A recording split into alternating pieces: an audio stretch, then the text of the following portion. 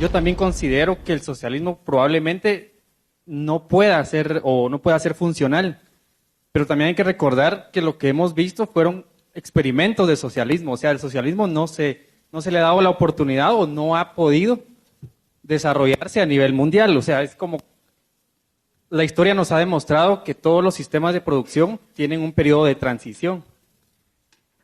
Tal vez usted considera que el capitalismo es eterno, pero lo que hemos visto es que ha habido evolución, o sea, la sociedad evoluciona, el ser humano evoluciona y siempre evoluciona a algo mejor, algo superior.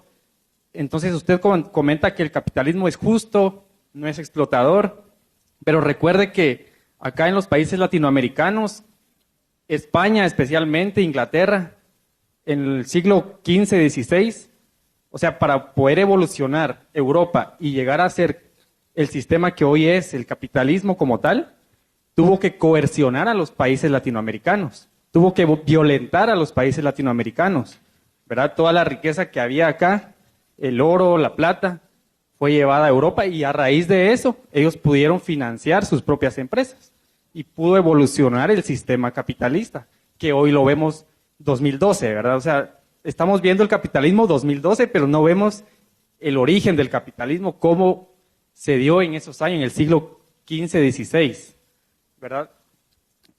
Otra de las cosas que quería comentar era cuál es entonces el valor del trabajador, cuánto vale el trabajador.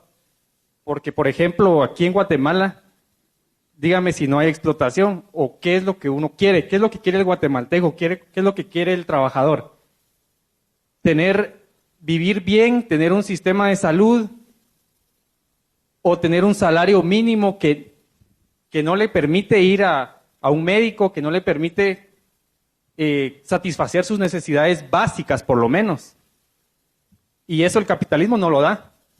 Otra cosa, las empresas te hacen trabajar de lunes a domingo.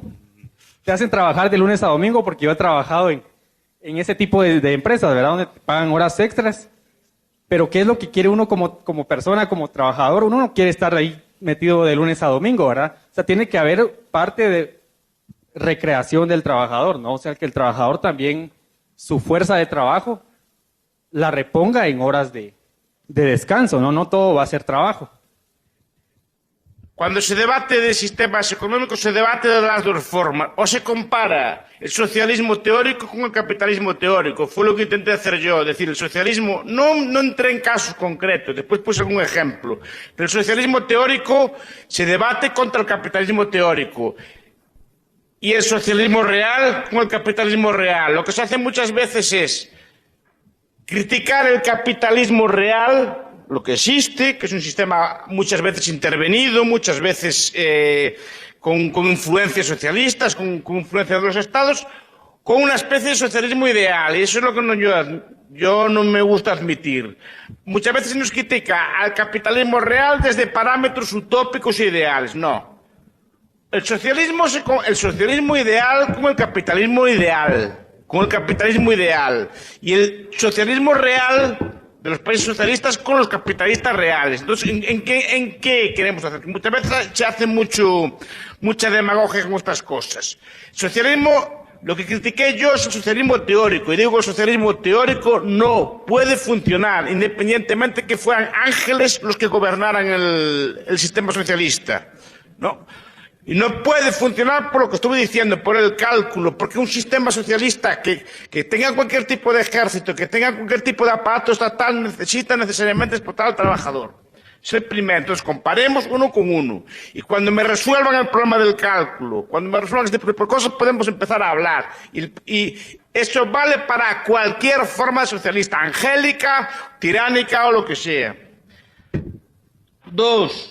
La idea de que los países capitalistas se hicieron ricos por las colonias no es correcta. El saqueo se dio durante toda la historia de la humanidad. Los europeos fueron acosados por musulmanes, fueron acosados por hunos, fueron acosados por por mongoles, fueron acosados por vikingos. Los latinoamericanos no solo fueron acosados por españoles, aztecas, todo tipo de gente acosaba a los pueblos de alrededor. Los seres humanos somos todos iguales, toda la humanidad es una, y somos todos iguales y todos somos iguales de malos, no somos unos más malos que los otros.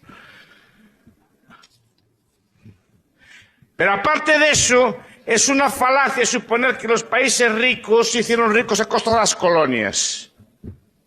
Porque no es cierto.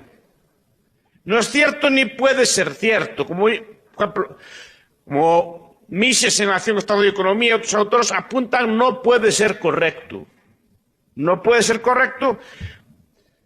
Primer punto. Yo veo Suiza, Noruega, Suecia, Luxemburgo, Canadá, Australia. Canadá y Australia incluso fueron colonias o países colonizadores. ¿Qué? Estos países que acabo de citar, ¿qué colonias tenían? ¿Y no están entre los países más ricos de la Tierra? El colonialismo, y lo explicó muy bien la escuela de Manchester, es una piedra de molino al pescuezo. El colonialismo es un lastre, como se ve, por ejemplo, en el caso portugués. Portugal tuvo las colonias más grandes proporcionalmente de su época y es el país más pobre de Europa con mucha diferencia. Segundo punto, dígame un solo país europeo que se derrumbara al perder las colonias. Dígame un solo país europeo o colonizador que se derrumbara al perder las colonias. Mire, ya le pongo un ejemplo nada más. El caso de España, porque las colonias son un lastre. De hecho, por ejemplo, Inglaterra tenía colonias, pero no invertía en sus colonias. Tienen los datos ahí. Creo que es Lionel Robbins que lo historia. No, Gran Bretaña prefería invertir en Argentina, o en el Brasil, o en Rusia, antes que invertir en sus propias colonias. Las colonias es una cosa de prestigio político, es una cosa de imperio, es una cosa del Estado, es una cosa socialista. Porque el socialismo también se da entre países socialistas, en el país socialista, Es decir, que hubo guerras también imperialistas. Es decir, pero aparte de eso, el colonialismo no da riqueza ninguna. El oro y la plata que se quitó de América, ¿saben para qué valió? Para subir los precios en Europa. Para nada más.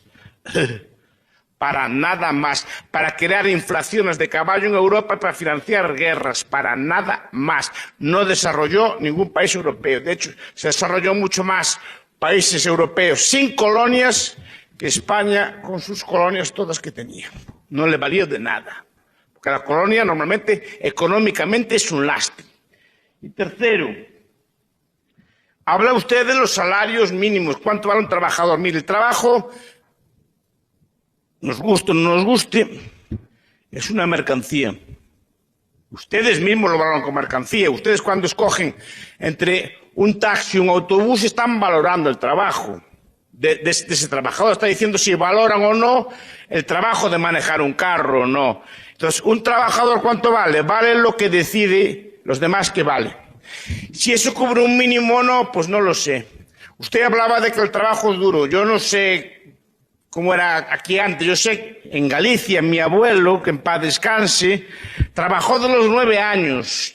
Desde los 9 años trabajaba en la conserva, en el campo con los animales y cultivando la tierra, y desde los 9 años. Pero él no andaba a protestar y no había domingos, No había domingos. Mi abuelo nunca conoció un domingo, hasta muy mayor conoció un domingo. Porque los animales comen todos los días. No sé si algunos de ustedes tienen antepasados en el campo, pero los animales comen todos los días y hay que cuidarlos todos los días. Y hay que ordeñar a las vacas o lo que sea todos los días. No había descanso. Ahora, gracias a que la ahorró, gracias a que hizo cálculo económico, ya mi padre y ya yo ya pudimos trabajar de otra forma. Pero gracias a Dios se lo agradezco. Pero aún así mi abuelo, aún estando mal, cada día de su vida estaba mejor, porque veía que el país iba prosperando y que iba avanzando y que el sistema económico era el único que había. No quiso, si mi abuelo protestara que el sistema estaba mal, no arreglaría nada. Mi abuelo lo que hizo es agachar la cabeza, trabajar duro, ahorrar, y ese dinero bien invertido, con cálculo, derivó en la prosperidad más o menos que tenemos hoy en día. No hay otro camino. ¿Qué pasa? Que no es lento. Es lento. Es un proceso que lleva 50 o 60 años, no es mañana. El licenciado nos hizo saber los efectos positivos del capitalismo. Pero quisiera que fuera más allá, en el sentido de que si solo miramos los efectos positivos de ese sistema, es como un espejismo, porque solo miramos lo que nos conviene o nos interesa. Entonces, quisiera que nos pudiera decir el otro lado de la moneda, porque ningún sistema es perfecto. Entonces, ¿cuáles son los efectos negativos que tiene el sistema capitalista? No tiene ni puede tenerlos. Me cae fácil responder. No, si quiere después prefiere que me dijera usted alguno que le pareciera mal. Y después le discutía. Yo no veo ninguno. No veo ninguno por un motivo, porque el capitalismo es un sistema que depende del acuerdo libre entre las partes. Y si las partes se ponen de acuerdo y lo demandan, ¿será que eso es lo que desea la gente? No puede haber efecto negativo ninguno ahí.